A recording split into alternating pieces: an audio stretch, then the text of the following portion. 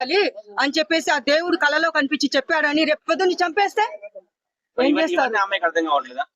ఏం చేస్తారని అడుగుతున్నా. ఎందుకంటే మొత్తం చాలా జరిగినాయి అవి.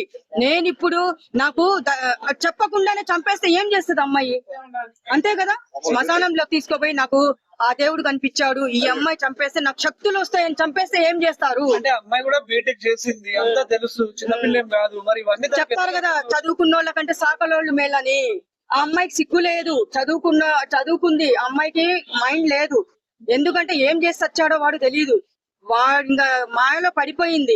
తల్లిదండ్రులు కూడా కంటికి కనపడడం లేదు లైవ్ లో. అంటే ఆ వాళ్ళతో మాట్లాడడం కూడా ఇష్టపడట్లా అమ్మాయి. మనం అందరం తల్లిదండ్రులు వద్దు, నువ్వే కావాలి, నిన్ను చూడకుండా ఉండలేకపోతున్నా అని చెప్పేసి కొన్ని వార్తలు వచ్చినాయి. మేము మాకేమన్నా అటాక్ చేసినా, మా జోలికి వచ్చినా మేము ప్రాణత్యాగం చేస్తామంటున్నారు ఇద్దరు. సర్వనాశనం అయిపోండి, అట్లన్నా ప్రాణత్యాగం చేయండి. మా నోర్లన్నీ కొంచెం మూత పడతాయి కదా. చెప్తున్నా కదా నేను, సావండి, ఇద్దరు కలిసి సావండి. అఘోరి అనే ఆ వేషాన్ని అడ్డు పెట్టుకొని ఇదంతా చేయడం అనేది కరెక్ట్ కాదు. ఇది మాత్రం ఆ వేషం అనేది ఫేక్. అసలు ఏ కమ్యూనిటీ, ఆడ మొగ ట్రాన్స్ కమ్యూనిటీ అసలు అతను మొగోడే. ఆడవాళ్ళ ఏదో ఆపరేషన్ చేసుకున్నాడు, ఏదో చెప్తున్నారు న్యూస్ లో. అది ఎంతవరకు నిజమో మనకు తెలియదు. కానీ వాడు మొగోడే. వాడు మొగోడైతే వాడు ఎట్లుండాలి? దేవుడి ధ్యానంలోనే ఉండాలి. పోలీసులని తిట్టడము, వాళ్ళని తిట్టడము, అమ్మాయిల్ని లేపుకొని పోవడము, అమ్మాయిల్ని బొసం చేసుకోవడము ఇది కాదు. దేవుడు నీకు చెప్పింది. దేవుడి కోసం నువ్వు బతకాలంటే నువ్వు దేవుడి పూజలే చెయ్యి. నువ్వు సమాజానికి నువ్వు ఒక మంచి మెసేజ్ ఇవ్వాలంటే ఇట్లా ప్రజల్ని మార్చు. నువ్వు కూడా మార్చమ్మా.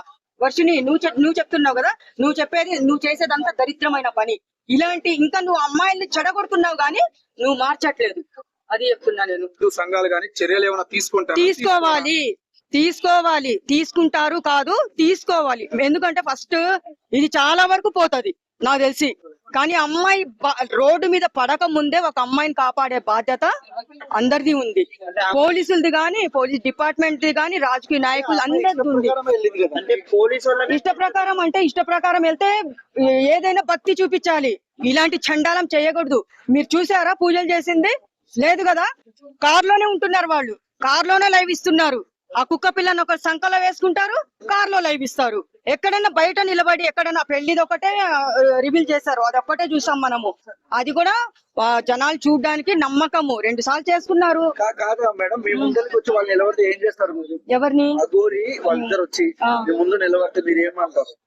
నేను ఏమంటాను, నాకు వచ్చే కోపం మీద మీరు తప్పు అనుకుంటున్నారో రైట్ అనుకుంటున్నారో, నేనైతే ఒక ఆడపిల్లగా నాకు ఆ వీడియోలో ఫోన్ లో చూస్తుంటేనే ఫోనే పగలగొట్టాలనిపిస్తుంది. కానీ నా ఫోన్ కదా అది, వాడేం ఎట్లన్నా సావని, నా ఫోన్ కదా, మిగతా ఫోన్ లో కనిపిస్తాడు కదా, వాడు చంపాలనిపిస్తుంది. కానీ అమ్మాయికి మాత్రము ఇంకా ఎక్కడ 100 మందిలో నిలదీసి, 1000 మందిలో నిలదీసి, ఛీ మీ అమ్మ నాన్న కని పెంచి ఇంత పెద్ద చేసి ఇంత ఏడిపిస్తున్నావు, నువ్వు సర్వనాశనం అయిపోతావు. నువ్వు సర్వనాశనం అయిపోతుంది నిజంగా. వచ్చింది. ఇంకా ఎంతమంది ఉన్నారో తెలియదు కదా. ఒక్కొక్కరు వస్తారు కదా. వాడు ఏం మాయ చేస్తున్నాడో తెలియదు కదా. అదే నా చేతికి దొరుకుంటే వాడిని మర్డర్ చేసి పాతి పెట్టేదాన్ని నేను. కానీ ఇంకా వేరే వాళ్ళ అఘోరులు ఉంటారు, వాళ్ళకి చెడ్డ పేరు తీసుకొని వస్తున్నాడు వాడు. చెడ్డ పేరు వస్తుంది, నేను చెప్తున్నా కదా. అలా రావద్దు. ఎంతైనా శివుడు భక్తులు చాలా నిష్ఠగా ఉంటారు, చాలా పవిత్రంగా ఉంటారు వాళ్ళు. నువ్వేం చేస్తున్నావు?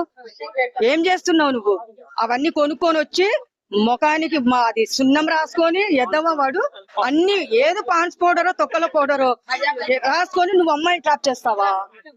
ఇదెంత వరకు న్యాయం చెప్పండి? చాలా ఎవరు తిడతాడు? ఇప్పుడు దేవుడు కోసం మేము చేస్తాము, మేమిద్దరం కలిసి పాటు అదేంటి సాధిస్తాం, సేవ చేస్తాం అన్నప్పుడు పోలీసులకి ఎట్లా తిడతారు వాళ్ళు? వాళ్ళ నోటి నుంచి బూతులు రావద్దు. మీకు అర్థమైందా? బూతులు రావద్దు. అఘోరులు అన్న తర్వాత దేవుడి కోసం బతికే వాళ్ళని అంటే బూతులు మాట్లాడకూడదు. ఏంటి ఆడపిల్ల గురించి రాధే ఐ లవ్ యూ, నువ్వు లేకుంటే నేను లేనురా, నేను చచ్చిపోతానురా అంటే ఇవి మాట్లాడతారు దేవుడి కోసం బతికే వాళ్ళు. సిగ్గు లేదా వాడికి?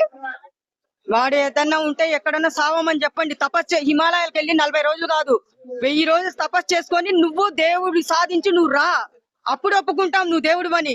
ఇప్పుడు ఆడపిల్లని ట్రాప్ చేసి తల్లిదండ్రుల్ని ఏడిపించి అది కాదు బాధ పెట్టడం అంటే. అంటే నాకు తెలిసి పోలీసులని వాళ్ళని తిట్టినప్పుడే వాళ్ళు అరెస్ట్ చేయలేదు, అరెస్ట్ చేయలేదు. ఇలా ఇప్పుడు చెయ్యాలి అరెస్ట్. ఎందుకంటే ఈ రాధిక అనే అమ్మాయి వచ్చింది, మొన్నటి వరకు అమ్మాయి రాలేదు. ఎందుకంటే ఒక అమ్మాయి కూడా ఎందుకు వచ్చిందంటే ఇంకో అమ్మాయి అన్యాయం కాకూడదు అని చెప్పేసి అమ్మాయి వచ్చింది, మీడియా ముందుకు వచ్చింది, పోలీసు ప్రొటెక్షన్ అడుగుతుంది, హెల్ప్ అడుగుతుంది, నాకు ఇట్లా జరిగింది అని చెప్పేసి హెల్ప్ అడుగుతుంది. ఎవరైనా నేను కూడా ఆ స్థానంలో ఉంటే నేను కూడా బయటకు వస్తాను. ఎందుకంటే ఏ ఆడపిల్లలనైనా మనము కాపాడుకోవాలి. ఆ? అతన్ని అరెస్ట్ చేయాలి, అమ్మాయిని సేఫ్ గా వాళ్ళ అమ్మ నాన్నలకు అప్పచెప్పాలి. అమ్మాయికి ఇంకోటి అడిగింది, నేను ఆ అబ్బాయితో లేచిపోతే పెళ్లి చేస్తారా అని ఒక క్వశ్చన్ వేసింది ఆ పిల్ల, వర్షిణి అనే అమ్మాయి. వాళ్ళు చేస్తామన్నారు. అంటే ఇప్పుడు వీళ్ళ వెనకాల రాజకీయ నాయకులు, కొంతమంది పోలీసులు కూడా వీళ్ళ వెనకాల ఉన్నారని చెప్పేసి కొంతమంది అనుకుంటున్నారు. ఎట్లా అంటే పాపం ఎప్పుడు చెప్పుకున్నారు ఆ మాట? ఎన్ని రోజుల కింద చెప్పుకున్నారు? అవుతున్నాయి. అది కూడా ఫేక్ అయి ఉండొచ్చు కదా. అంటే ఎందుకంటే ఇప్పుడు పోలీసులు అంటే పాపం వాళ్ళకు కూడా ఒకటి దేవుడు గురించి ఏదన్నా అంటారు, అది కూడా ఫేక్ చేస్తున్నారు అనేసి. లేదు లేదు, ఇప్పుడు మాత్రం ఈ పోలీసులకి రాజకీయ నాయకులకి ఇస్తున్నాడు ఎవరు చెప్పి తిరగలుగుతున్నాడు అఘోరా అనేవాడు. అవును, ఇప్పుడు స్ట్రాంగ్ గా తీసుకుంటారు కదా. ఆగండి, ఇప్పుడు స్ట్రాంగ్ అవ్వాలి. ఇది ఇప్పటికి ఇట్లానే వదిలేశారు అనుకోండి, ఇంకా ఎంత మంది వర్షిణి లాగా రాధిక లాగా చాలా మందిని వాడు వశం చేసుకోవడం ఖాయం. అంటే రహస్య పూజల కోసమే అమ్మాయిల వశం